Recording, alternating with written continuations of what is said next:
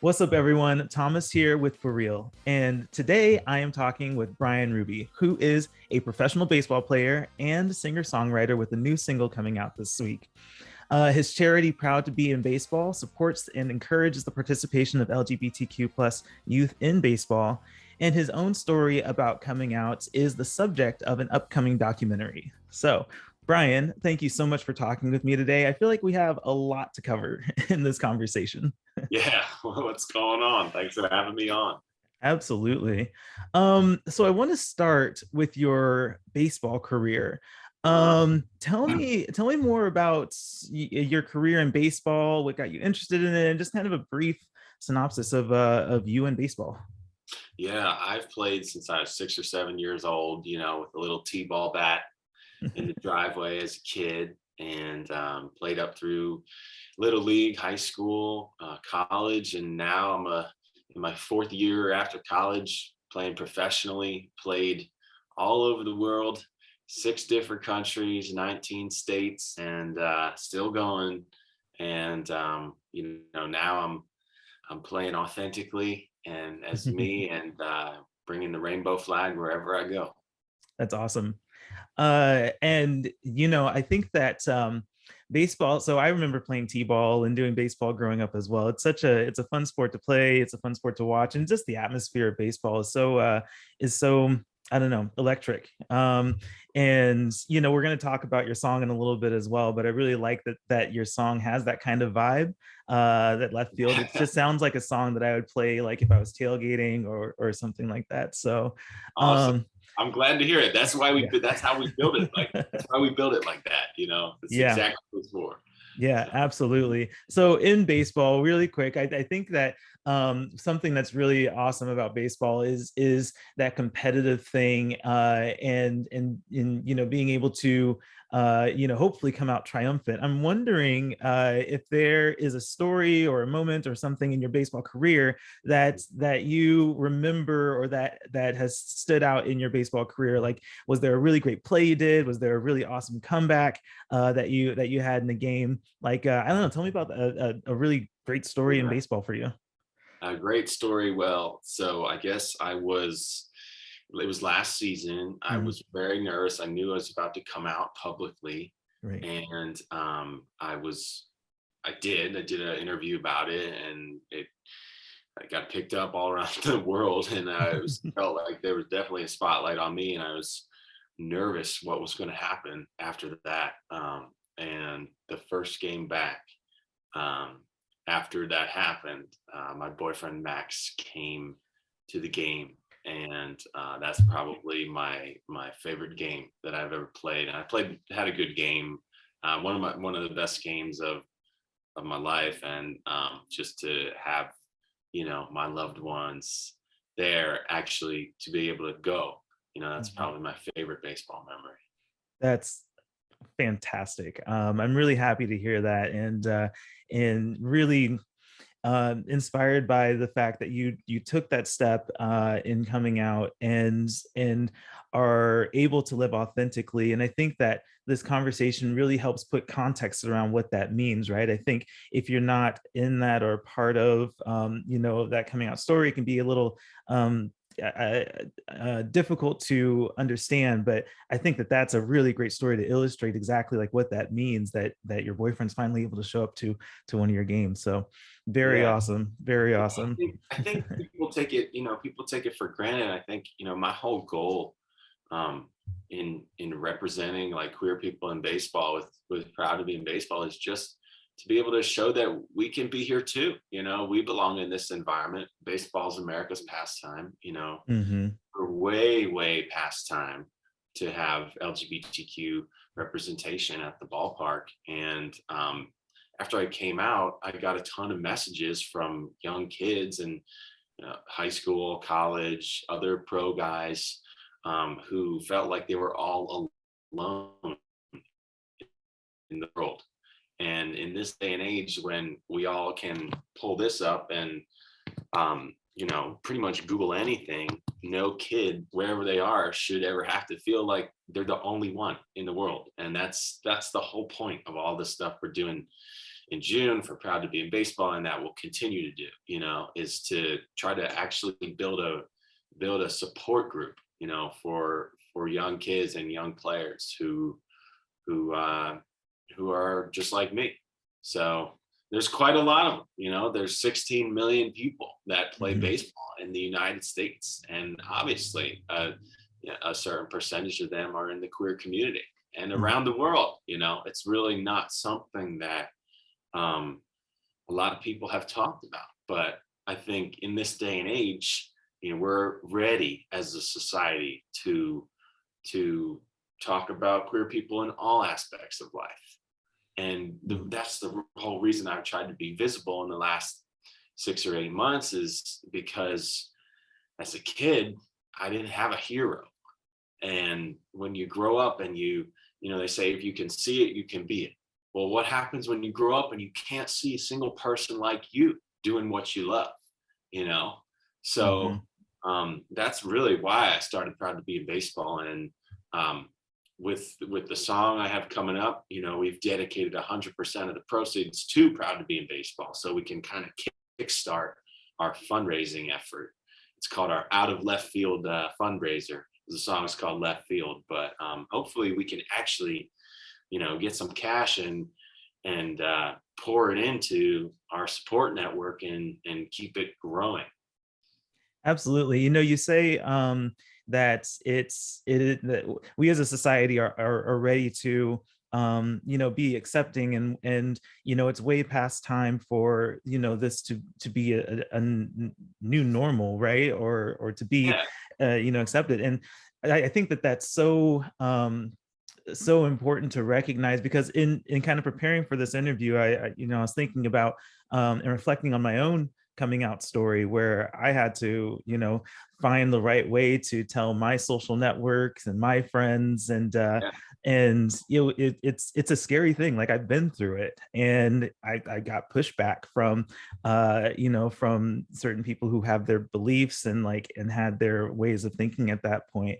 But through just kind of living authentically, like you're talking about, those relationships were important enough that we were able to work it out and figure it out. And I think that is just the place that baseball can get to, and that country music is getting to. I mean, I find it very interesting that you kind of occupy these two spaces where there's so little identity diversity in these spaces. So I mean, that must be a super scary thing for you.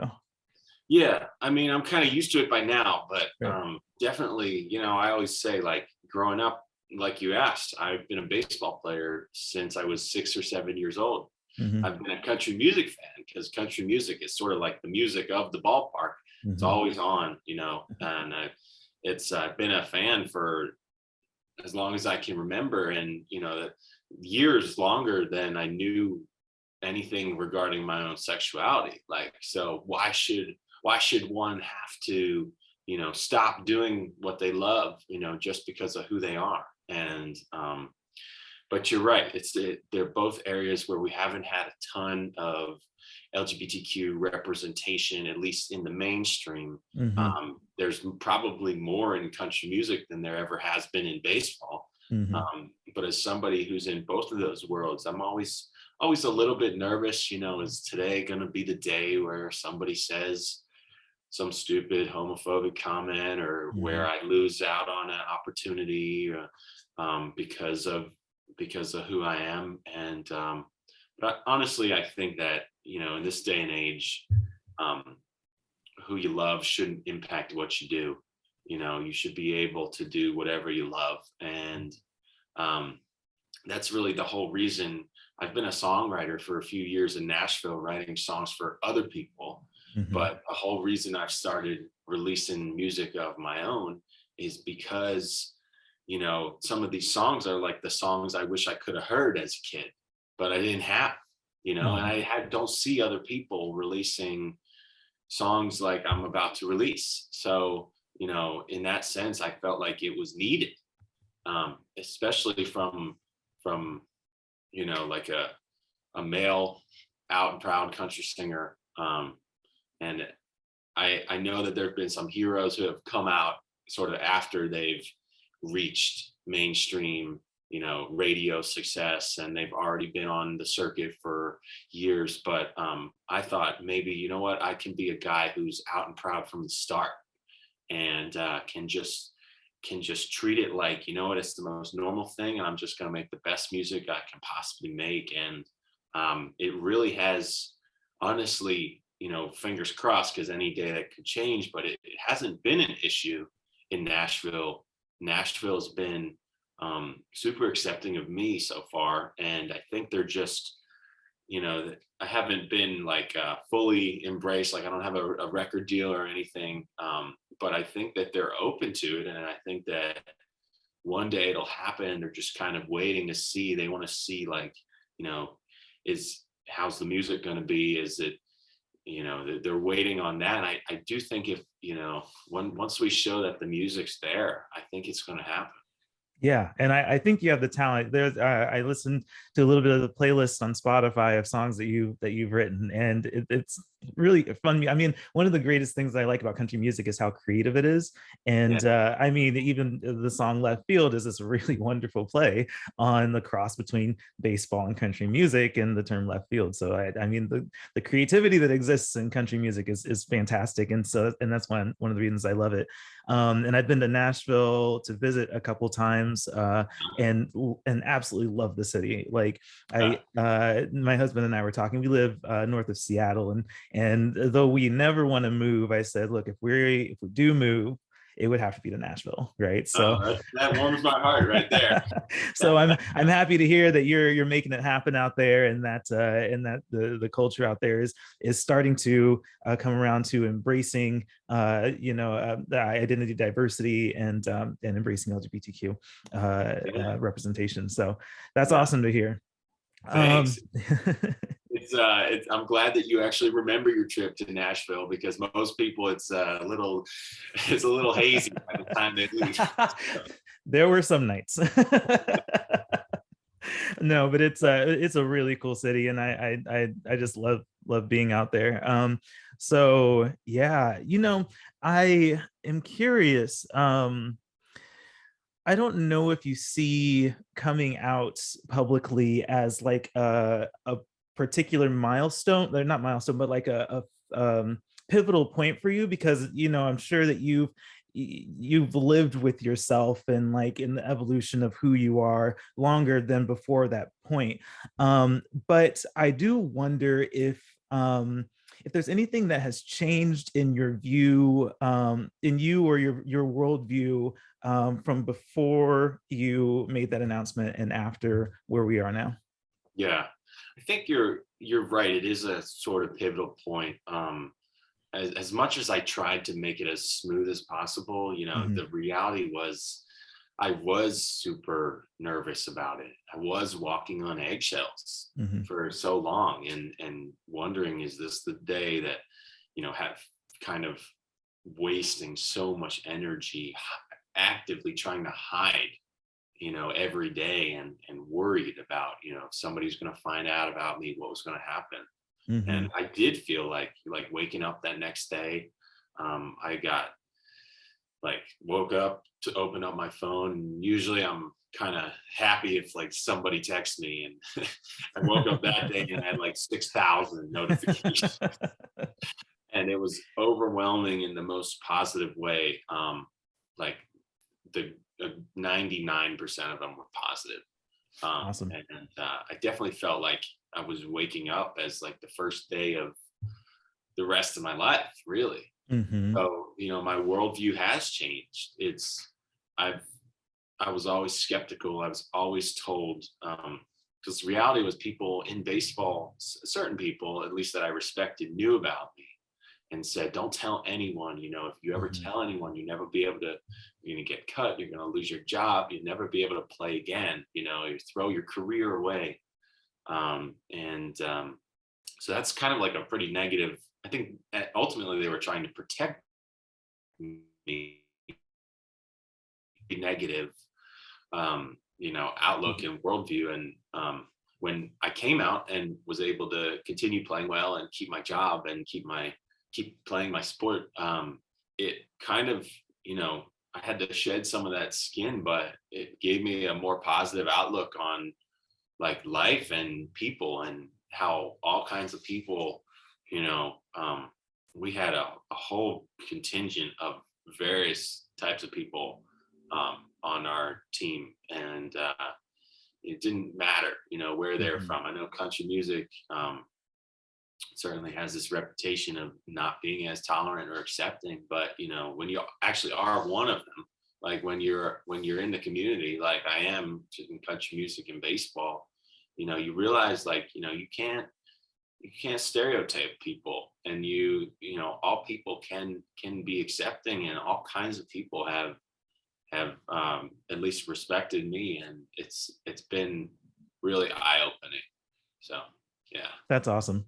I'm so happy that the overwhelming response that you got was mostly positive, and that you have been able to continue doing what you're doing, and being that role model for stepping in, being in this space, and proudly accepting living who you are. So that's fantastic.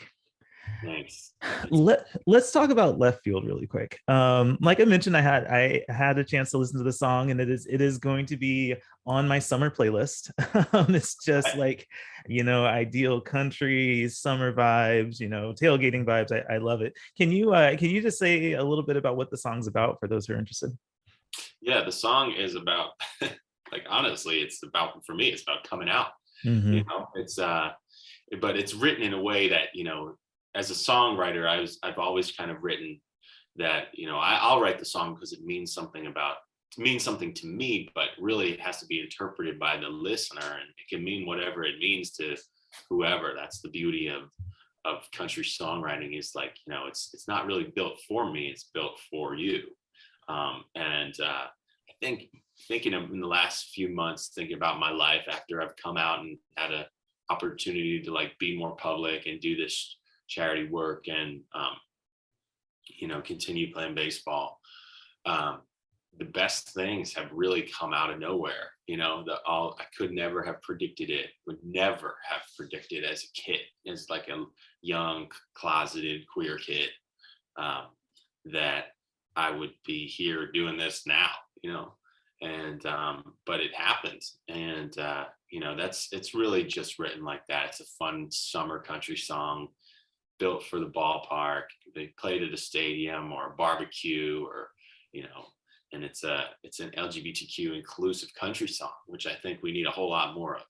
So Mm. I'm proud to be doing that, and it's coming out June 8th, and hopefully it'll I don't really know what to expect. Never been an artist before. I don't know Mhm. how many. I don't know if 3 people are going to stream it. You know, me, you, and my mom, or or a whole lot more people. But we're putting it out, and all the best things come out of left field. So we'll see what happens. Yeah, no, I think that's a valid point, and I'm hoping for the best for this song. I think with it coming out during Pride Month, I think that's a very timely thing, and I hope that helps people find it, latch onto it, right, and support it, and support you as well. Because I'm looking forward to more music from you. Yeah, It kind of leads into my next question of like, you as an artist, what's the future of that looking like? I'm slowly dipping my toes into that Hmm. pond, and it's a big pond. You know, Yeah. it's not really like dipping your toe in. It's kind of like jumping in the deep end. Right. There's a whole lot of artists out there doing a whole lot of different types of country music, and I kind of want to carve my own lane. I kind of want to, depending on how the song does, maybe put out some more this summer. You know, follow it up if it's doing well. Maybe put out an EP. You know, um, one day, I think probably after baseball's done down the road, one day I want to be like an opener on a tour, you know, and hit the Yeah. road, and be a real country music singer. So that's the goal down the road. I think we're gradually getting towards there, but in the meantime, I have a whole lot of stuff to do in baseball and Mhm. for our charity. So I think we'll get there eventually. But Well, it's nice. I mean, it's great that you have the talent to do both things, to be a good baseball player and to be a good country music songwriter and singer. I mean, you just have this like iconic kind of country voice. It's fantastic. So the talent is there. I am very excited to see where it goes and what you're able to do with the talent you have. So really quickly, the last thing I want to discuss is the documentary that is coming up. I'm interested in, first of all, how this documentary came to be, right? I think it's the director is Clay Westervelt. Correct. Yeah, Yeah, Clay. yeah, yeah. Shout out to Clay. Shout out to Clay. I'll send this to him when it comes out. Yeah, the doc came to be, really honestly, as a kid, I would have never thought that I would. I've always been pretty private, and I never would have thought that I would have kind of opened up to the whole world like this, at least on screen. But the reason that I decided to sign on to the project is because, I had, as a kid, feeling all alone. I never had anything like this to watch, to know that there were other people out there like me. And I think, what we're making is that exact thing, that little me needs to see, and honestly, it's the whole thing's not pretty. I struggled on camera, and I struggled as I was getting ready, to do some of this stuff, and so it's a real life take on it. Like it's not we didn't make any of it up, it really happened. And I'm excited. We don't have a release date yet, but I'm excited for the world to see it. And especially just knowing, with the music, it's the type of song with Left Field that I wish I could have heard, but I didn't have as a kid. With the doc, it's the type of film that I wish I could have watched that I didn't have as a kid. And we have such a good crew, a crew of our director Clay and our whole production crew.